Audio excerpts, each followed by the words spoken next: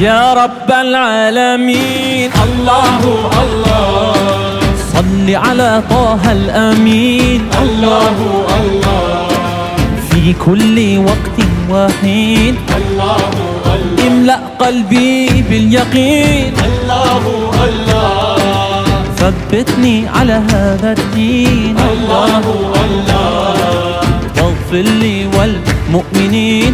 الله الله بربي جل الله.